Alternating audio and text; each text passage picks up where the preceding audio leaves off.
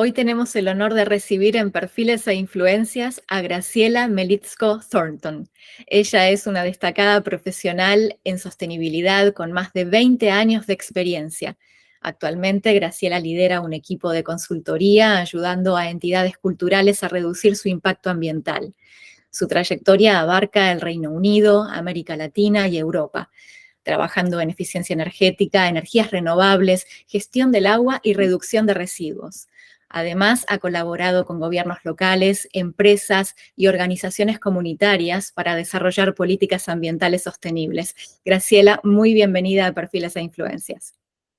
Muchas gracias, Paola. Muy contenta de estar conversando con vos. Me gustaría empezar preguntándote sobre vos y cómo llegaste a ser una profesional en sostenibilidad. ¿Qué te motivó a entrar en este campo? Sí, yo creo que en el principio fue la curiosidad por la naturaleza. Siempre me atrajo mucho todo lo que tenga que ver con las plantas, los animales, los bichos, los paisajes, la diversidad de paisajes, ¿no? Que tiene Argentina, por ejemplo, ¿no? Y el contraste entre la ciudad y los distintos ambientes naturales, los distintos ecosistemas también. El contraste de una gran ciudad en la que yo crecí, como Buenos Aires, con el resto del país. Y también yo creo que además de este interés por la naturaleza es el deseo de dejar una huella positiva, ¿no? De dejar atrás algo que, sí, que fomente el equilibrio de alguna forma. Tenés más de 20 años de experiencia en proyectos de cambio climático y sostenibilidad. ¿Hubo algún proyecto que haya marcado un antes y un después en tu carrera? Qué buena pregunta. Em, yo trabajé muchos años, no sé si un proyecto, pero sí creo que el trabajo a nivel municipal en Reino Unido me marcó muy, muy fuertemente, porque uno trabaja con una variedad temática muy, muy amplia, desde el sector de la vivienda hasta el sector de planeamiento urbano, con todos los sistemas urbanos que se necesitan. Trabajé con arte y deporte, porque los municipios tienen infraestructura cultural como museos, teatros y clubes deportivos.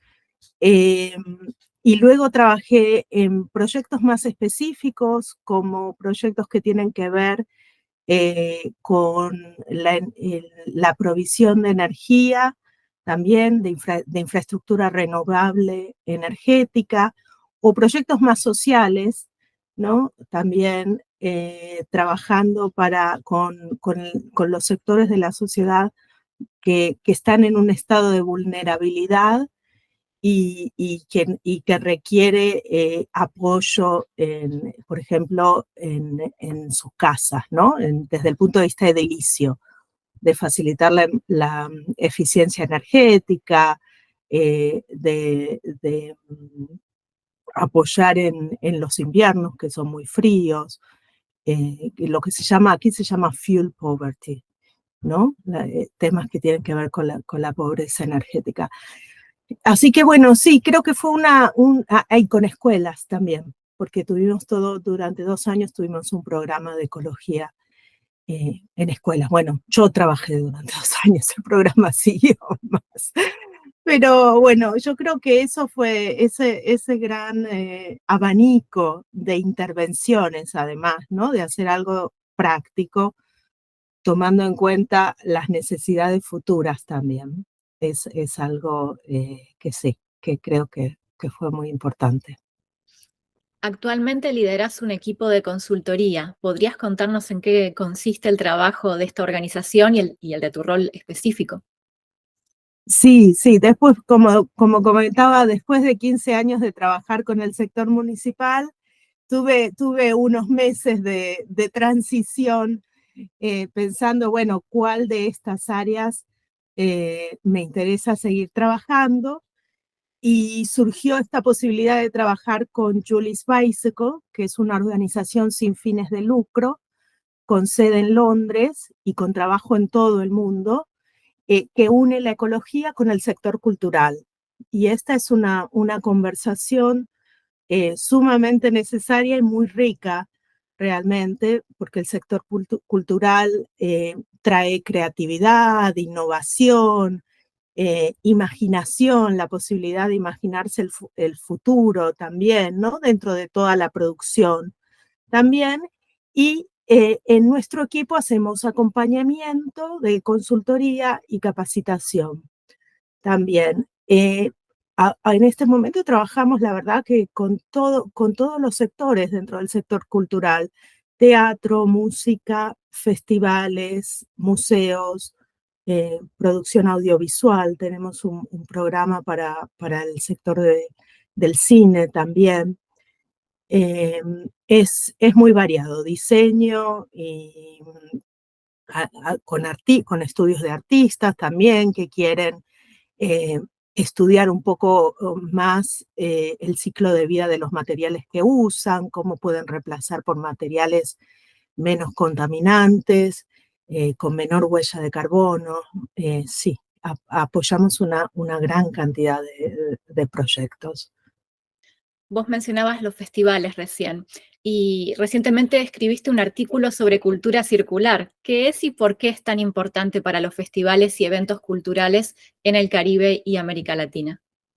Sí, sí, Cultura Circular fue un programa maravilloso y además para mí personalmente muy importante, porque me permitió volver a tender esos lazos con América Latina, ¿no?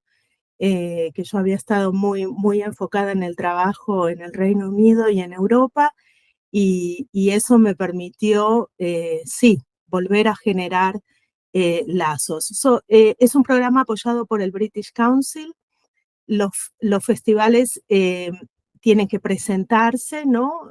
Hay una selección y presentan un proyecto en temas de sustentabilidad, algo que ellos quieren hacer, que quieren cambiar, que quieren hacer de forma diferente, o un tema que quieren profundizar.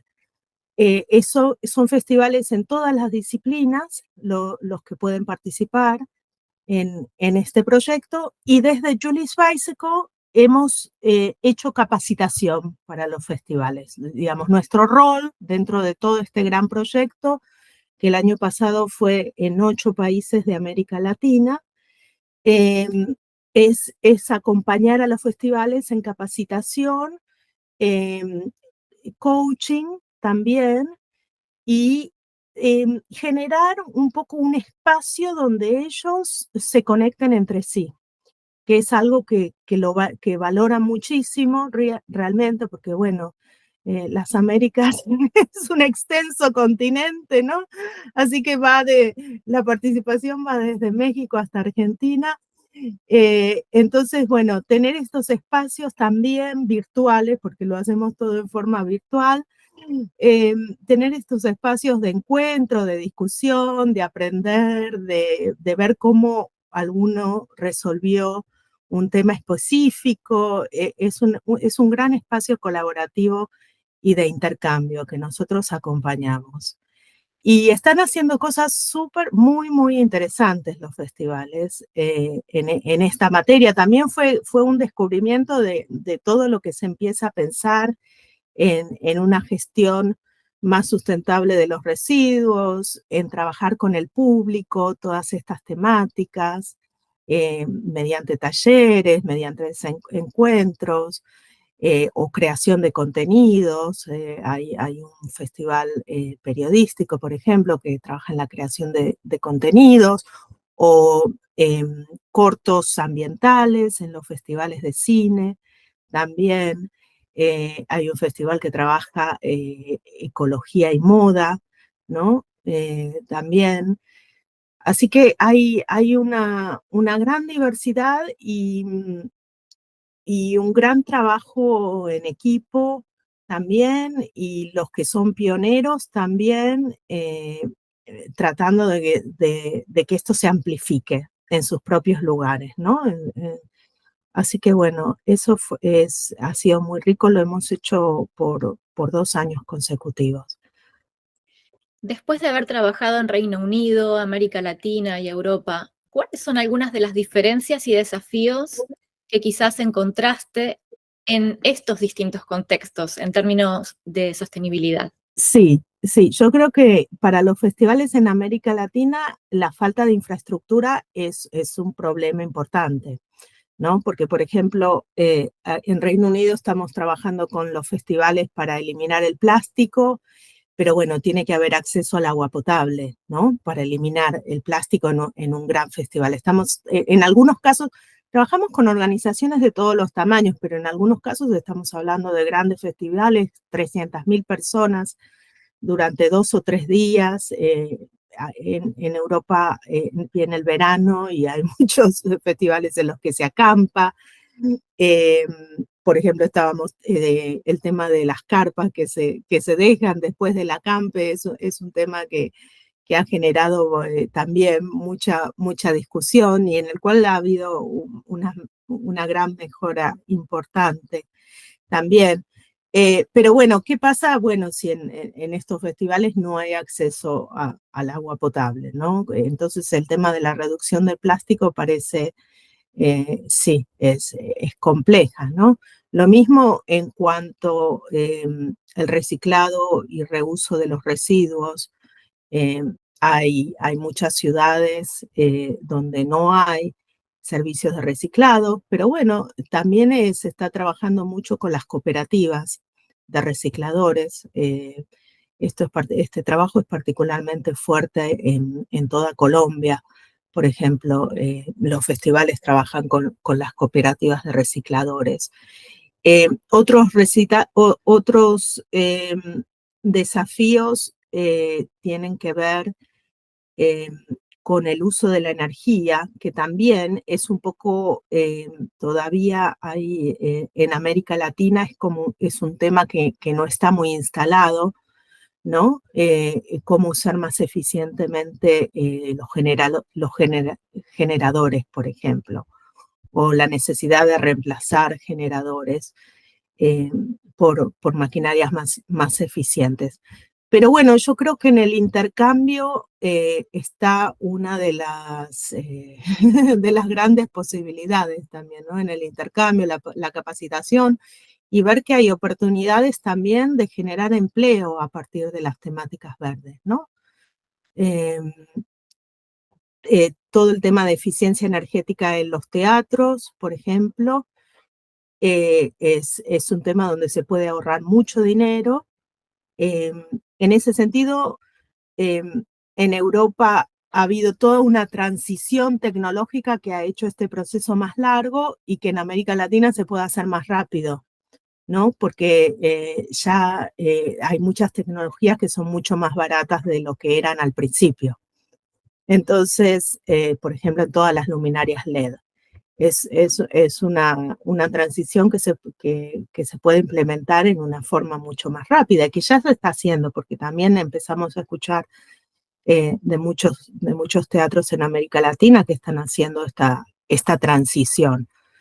Eh, a lo mejor falta trabajar un poco más el modelo de negocio, la capacitación interna o a veces es un poco decidirse, ¿no? Empezar, a veces no hay que tener todas las respuestas. En general no hay que tener todas las respuestas, es un camino, ¿no? La sustentabilidad es un camino que se va transitando y uno va aprendiendo, ¿no? En el camino. Y en tu experiencia, ¿cuál es la importancia de la colaboración entre sectores, por ejemplo, gobierno, empresas, organizaciones comunitarias, para lograr justamente los objetivos de sostenibilidad? Sí, es esencial. Nosotros siempre trabajamos al ecosistema, a la cultura como un ecosistema. Es un ecosistema de relaciones, ¿no? Entre los artistas, los proveedores de servicios, donde está el sector más de negocios, el Estado que provee ese espacio también que fomenta la cultura y las políticas también desde el Estado. Eso se empieza a vislumbrar bastante positivamente, ¿no? una de las primeras, cuando trabajamos con ciudades, nosotros hacemos bastante trabajo con ciudades también, ¿no? Desde las secretarías de cultura. Y una de las cosas que primero les preguntamos a los secretarios de cultura, les preguntamos si ustedes conversan, es una pregunta muy simple, ¿conversan con sus pares medioambientales, con sus pares ecológicos? En general, inicialmente, cuando empezamos el trabajo, nos dicen, no, nos conocemos, vamos a tomar algo de trabajo, pero conversar mucho de trabajo no necesariamente, ¿no? Y bueno, y parte del trabajo es empezar conversaciones, ¿no? Porque es empezar estas conversaciones y ver, y también que desde el área de medio ambiente se pueda ver los aportes que puede hacer el sector cultural trabajando estas temáticas, ¿no? Es central, porque en realidad la forma en que nos apropiamos del medio ambiente o nos conectamos, depende de lo que uno se sienta más identificado, es a través de la cultura. Los seres humanos tenemos la mediación es cultural, los valores, ¿no? Los valores que forman que subyacen a los comportamientos, son cuestiones culturales y revisar eso es muy importante, ¿no? Dentro eh, de, de esta temática. Y mirando hacia el futuro, ¿qué proyectos o iniciativas te entusiasman para explorar y trabajar sobre eso? Sí, qué buena pregunta hacia el futuro. Como organización es una buena pregunta porque estamos en un proceso en el cual hemos aprendido mucho, ¿no? Personal y colectivamente, también en los distintos equipos de Julie's Bicycle. Lo estamos virtiendo ya sea en publicaciones, en webinars, lo queremos expandir. Es un poco, yo creo que estamos en esa fase que hay que ampliar las conversaciones, ¿no? Y buscar donde se puede tener más impacto y donde se puede compartir lo aprendido. Yo creo que estamos en ese proceso. Estamos en un proceso, sí, de seguir tendiendo lazos y tejiendo redes, yo creo que también es eso, ¿no? Salir de la cosa del trabajo más individual, de organización uno a uno, para que se vaya consolidando como un tejido, porque ahí es donde uno verdaderamente va a poder darse cuenta que esto tiene un impacto mayor, que podemos conseguir los cambios que queremos en función de la sustentabilidad, ¿no? Yo creo que ese es un desafío al futuro, seguir profundizando. A mí particularmente me interesa seguir profundizando las conversaciones con Latinoamérica, también seguir trabajando. El trabajo con ciudades me parece muy importante, ¿no? Porque desde la ciudad también se puede consolidar este trabajo.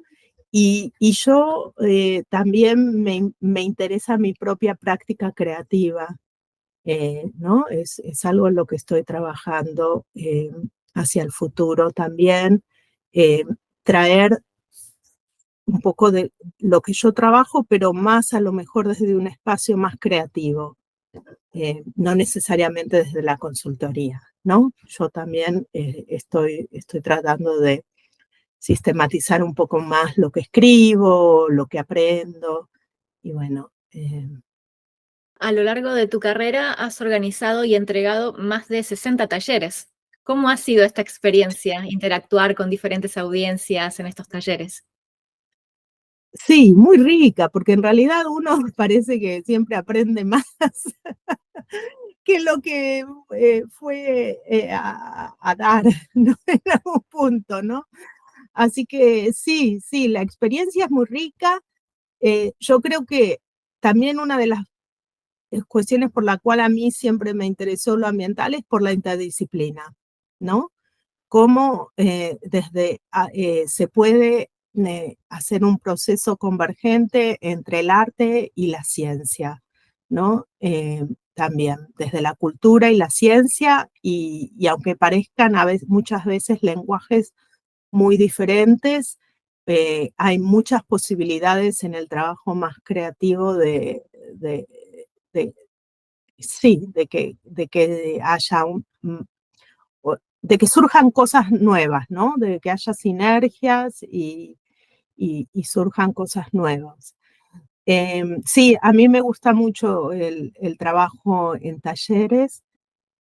Bueno, ahora nos hemos acostumbrado a la virtualidad. Al principio no voy a decir que fue fácil porque eh, fue muy abrupto todo esto. Yo recuerdo, mi último recuerdo prepandemia fue en un teatro en, en el centro de Londres, donde hicimos un taller y una actividad sobre producción teatral sostenible, cómo se podían hacer las obras de teatro también, el tema del manejo, ya sea manejo de iluminación o de escenarios, sets, ¿no?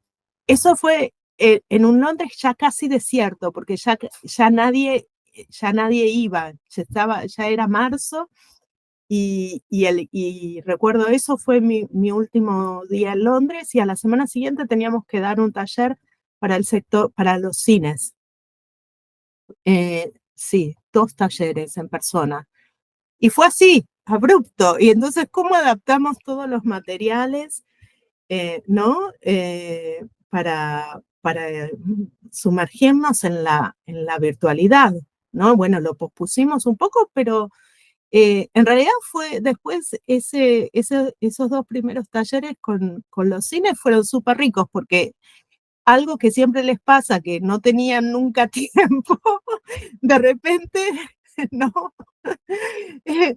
Todos querían participar porque también era algo que hacer. Y de ahí yo creo que fue también un antes y un después realmente para las organizaciones culturales.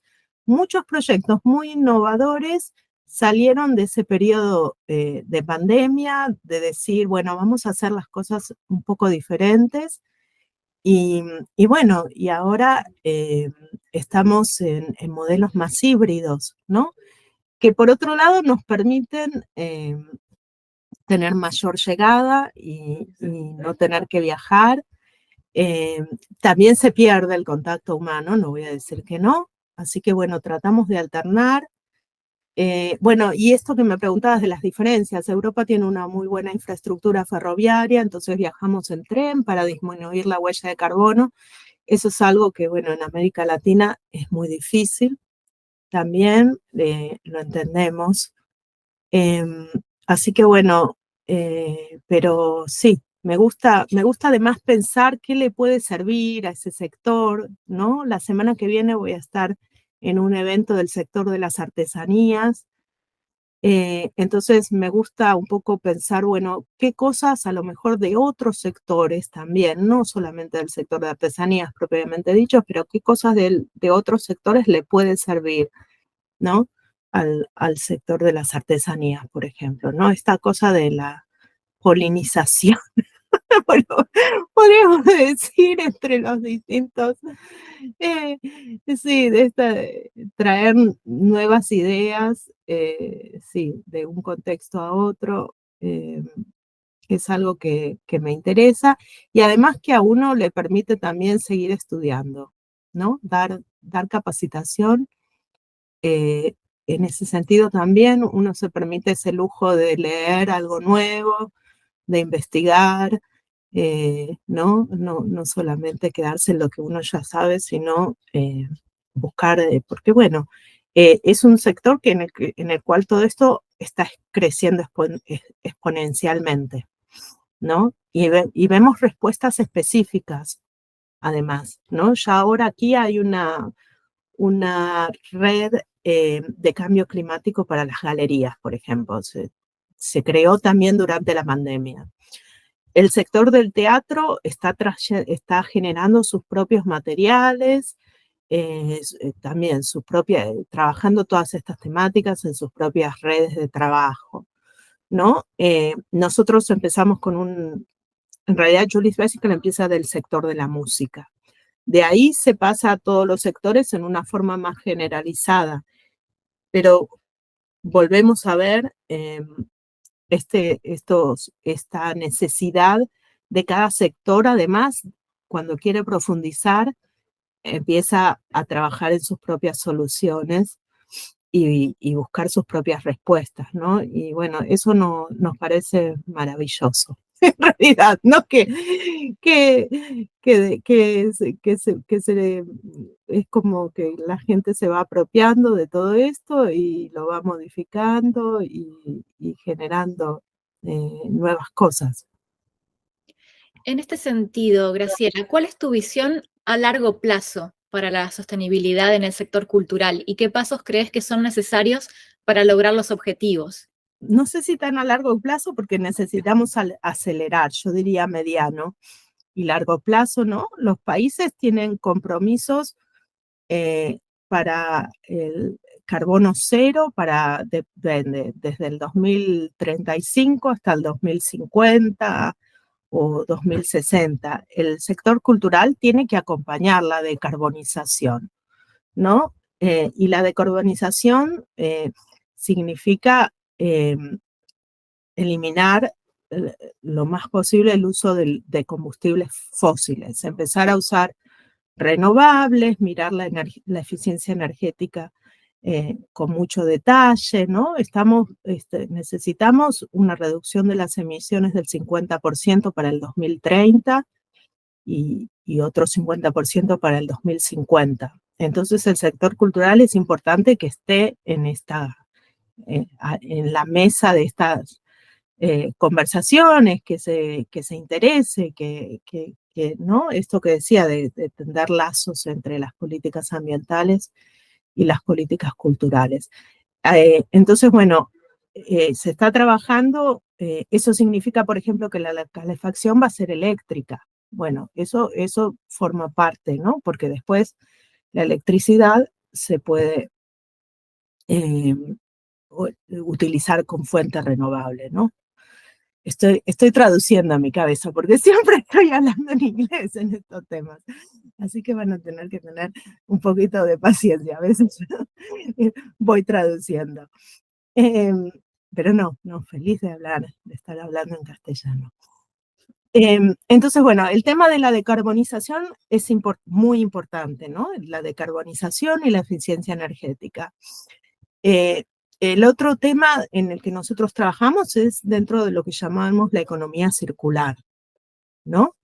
En el cual, para que eliminamos esta forma de extraer materiales, usarlos y tirarlos, ¿no? Tenemos que pensar que todo esto tiene que empezar a ser circular, ¿no? Los materiales se tienen que usar por la mayor cantidad de tiempo posible, generar sistemas que tengan que ver con la reparación y el reuso, en primer lugar, ¿no? Y que el reciclado sea el último elemento o que tenga que ver con los materiales biodegradables, ¿no?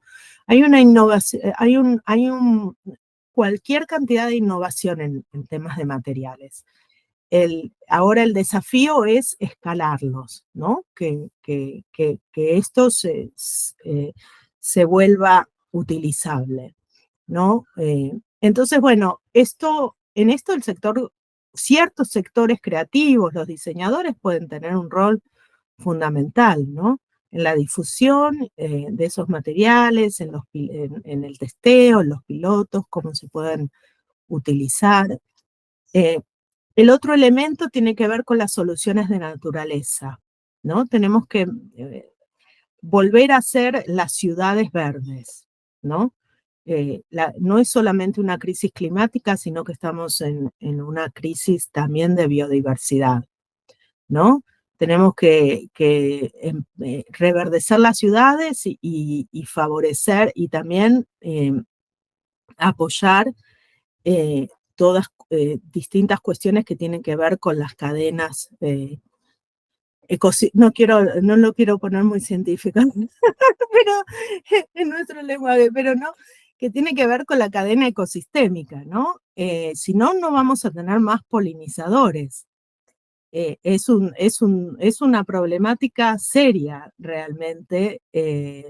Hace falta generar ambientes donde los insectos puedan seguir existiendo, ¿no? También. Esto es toda una temática que llevaría más tiempo seguir conversando, ¿no? Pero bueno, cuando hablamos de soluciones de naturaleza, hablamos por un lado del uso más equilibrado de los sistemas naturales en general y también de reverdecer las ciudades, ¿no? Que tienen que adaptarse al cambio climático también, porque el cambio climático en realidad ya está acá, ¿no? Vamos a tener mucha más frecuencia de eventos extremos y muchas regiones del planeta ya vemos una gran alternancia entre sequías e inundaciones. Entonces, hay que trabajar con la gente fundamentalmente para que exista una mejor infraestructura para estos eventos climáticos extremos. Bueno, hemos visto todo lo que está pasando en el sur de Brasil, ¿no? Que tiene relación con la deforestación también y tiene relación con estos eventos climáticos que van a ser mucho más frecuentes. Entonces, bueno, el trabajo de adaptar las ciudades también es un tema muy importante. La conservación del agua es un tema también fundamental. Y después yo trabajamos en cuestiones de equidad, ¿no? Porque que las soluciones sean soluciones que